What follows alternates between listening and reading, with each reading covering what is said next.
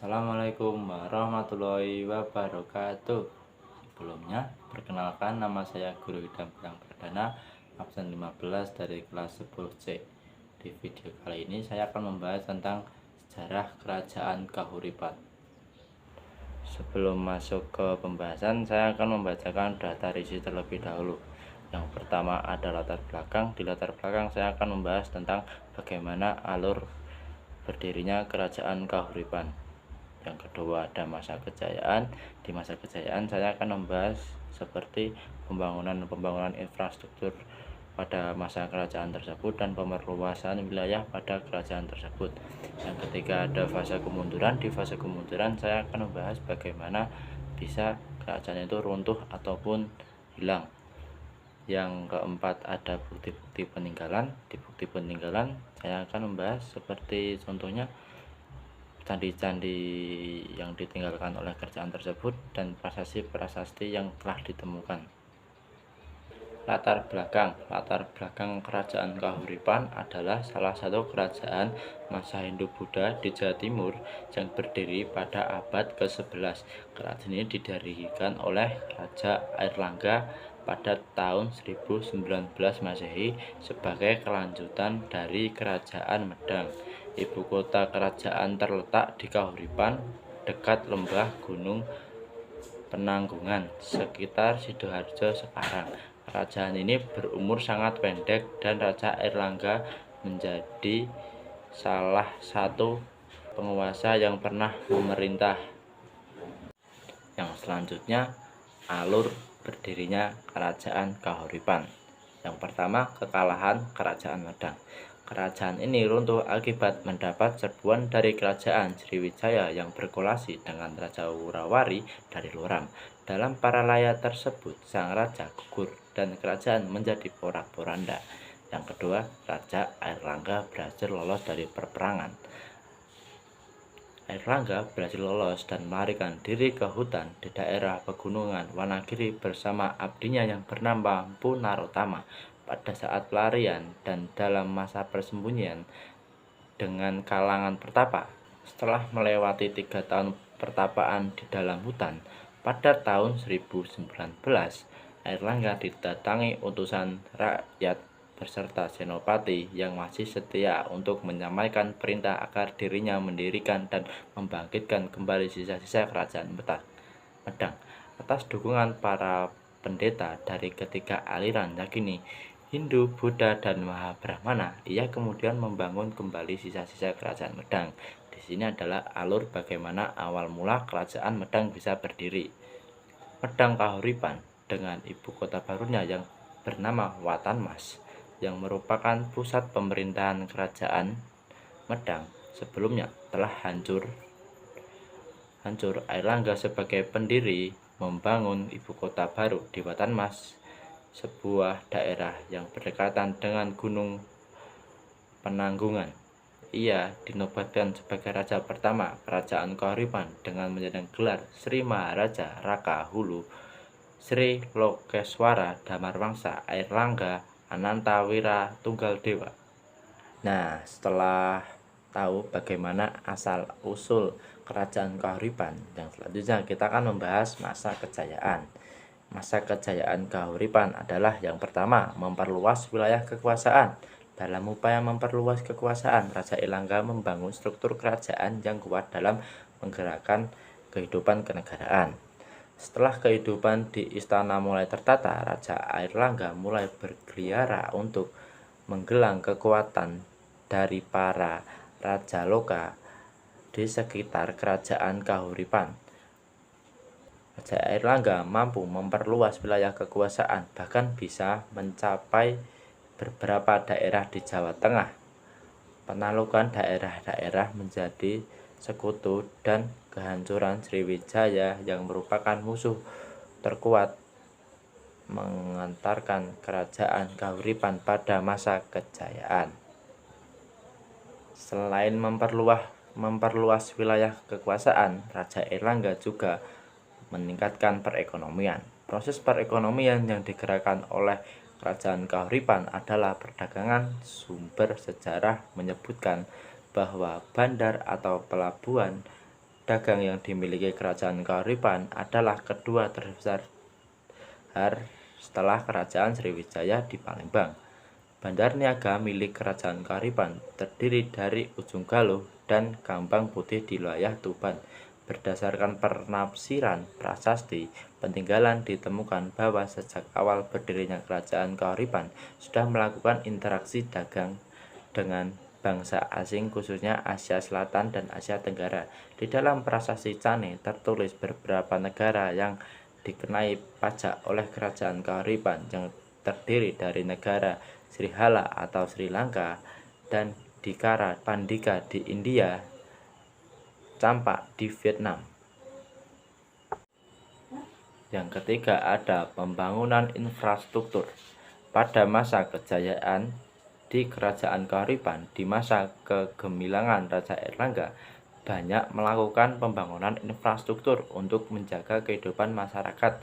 Hal ini dilakukan karena Raja Airlangga sangat memperhatikan kemakmuran rakyatnya. Beberapa pembangunan infrastruktur yang dilakukan oleh Airlangga untuk memudahkan rakyat mengelolakan roda perekonomian antara lain membuat Sriwijaya Asrama pada tahun 1036 Masehi.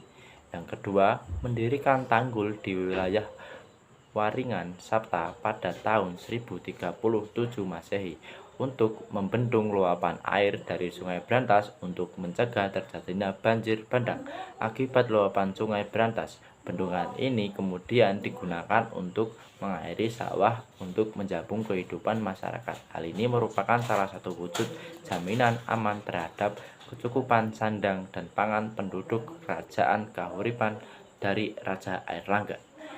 Yang ketiga ada merekonstruksi bandar penting di muara Sungai Brantas yang bernama Pelabuhan Ujung Galuh yang berfungsi untuk meningkatkan perekonomian seperti yang sudah saya bahas sebelumnya. Yang keempat ada membangun dan mempersiapkan jalan penghubung daerah kekuasaan di pesisir dengan pusat Kerajaan Kahuripan yang ada di pedalaman. Tujuan yang dilakukan oleh Raja Airlangga untuk mensejahterakan rakyat adalah dengan membangun jalan yang menghubungkan daerah pesisir ke pusat kerajaan. Pembangunan jalan ini bertujuan untuk mempermudah akses dan transportasi dari wilayah pesisir ke pusat pemerintahan Kerajaan Kahuripan. Dengan adanya jalan yang baik, aktivitas perdagangan dan ekonomi masyarakat dapat berjalan dengan lancar, sehingga pada akhirnya dapat meningkatkan kesejahteraan rakyat secara keseluruhan. Dan yang terakhir kelima ada meresmikan tempat pertapaan yang berlokasi di Gunung Pucangan pada tahun 1041 Masehi. Tujuan Raja Airlangga membangun tempat pertapaan untuk memperdalam spiritual dan keagamaan Raja Airlangga yang dikenal dengan sebagai seorang pemimpin yang bijaksana dan saleh, memiliki minat yang besar dalam bidang keagamaan. Pendirian tempat pertapaan di Gunung Pucangan adalah wujud dari keinginan untuk lebih mendekatkan diri kepada Tuhan. Selain itu, langkah ini juga bertujuan untuk mendukung perkembangan agama Hindu di wilayah kekuasaan. Dengan adanya tempat pertapaan, para pendeta dan tokoh agama dapat lebih fokus dalam menjalankan ibadah dan menyebarkan ajaran agama kepada masyarakat. Nah, berikut adalah masa kejayaan Kerajaan Kahuripan. Yang selanjutnya yang saya akan bahas adalah fase kemunduran. Dalam fase kemunduran ini, Kerajaan Kahuripan dengan raja terkenalnya Raja Airlangga mengalami masalah pelik di ujung eksistensinya. Raja Airlangga sebenarnya sudah menunjuk Sang Ramawijaya Tunggal Dewi sebagai penerusnya. Namun sang calon raja menolak dan memilih menjadi resi atau pertapa. Kedua putranya yang lain, Sri Samarawijaya dan Mapanji Garasakan, justru saling bersaing untuk memperebutkan tata yang sudah ditolak. Memperhatikan saran dari Mpu Bahrada, Airlangga terpaksa membagi kerajaan menjadi dua. Bagian barat yaitu wilayah Panjalu beribu kota di Daha diberikan kepada Sri Samarawijaya Kemudian bagian wilayah timur yaitu Jenggala beribu kota di Kahuripan diberikan kepada Mapanji Garasakan. Hal ini menjadi penyebab runtuhnya kerajaan Kahuripan. Setelah pemecahan kerajaan pada tahun 1042 Masehi, Raja Airlangga turun tahta dan kembali menjadi pertapa dengan gelar Resi Aji Paduka Pintaka Cataning Buana. Nah, berikut adalah fase kemunduran kerajaan Kahuripan yang menjadikan kerajaan ini dibelah menjadi dua bagian yang diberikan kepada kedua putranya, dan Raja Airlangga memilih untuk turun tahta menjadi pertapa. Yang selanjutnya, yang terakhir, saya akan membahas bukti peninggalan. Pertama ada Prasasti Cane. Prasasti Cane merupakan prasasti pertama pada masa pemerintahan Raja Airlangga. Jika dilihat pada bagian sambadahnya atau bagian alat prasasti tersebut dikeluarkan oleh Raja. Prasasti Cane masuk pada fase konsolidasi, fase di mana pemberian status Sima pada desa Cane dikarenakan rasa simpati raja kepada penduduk desa Cane yang berjuang di garis depan dengan menjadikan desanya sebagai benteng pertahanan. Yang kedua ada Prasasti Terep. Prasasti Terep ditemukan di Kabupaten Lamongan.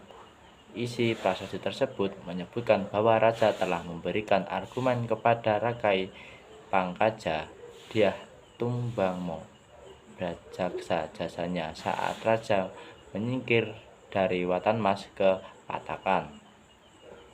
Yang ketiga ada Prasasti Baru, dibangun oleh Raja Airlangga sebagai pengakuan pemberian argumen Sima pendidikan kepada desa baru yang berjasa dan penaklukannya Kerajaan Hasin. Kerajaan yang terletak di Tenggerek ini adalah pendukung Kerajaan Wangker di Ponorogo yang merupakan saingan terberat Raja Airlangga. Penduduk desa baru mendukung pasukan Airlangga yang membangun perkemahan di desa mereka sebelum melakukan penaklukan ke Kerajaan Hasin. Selanjutnya ada bukti peninggalan berupa candi. Yang pertama, Candi Gunung Gasari terletak di Beji, Kabupaten Pasuruan.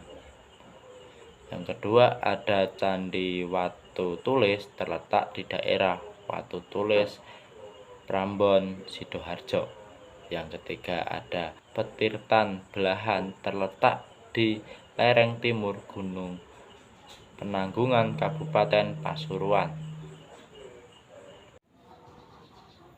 Nah, berikut adalah sejarah kerajaan Kahuripan dari awal berdiri sampai runtuhnya kerajaan tersebut.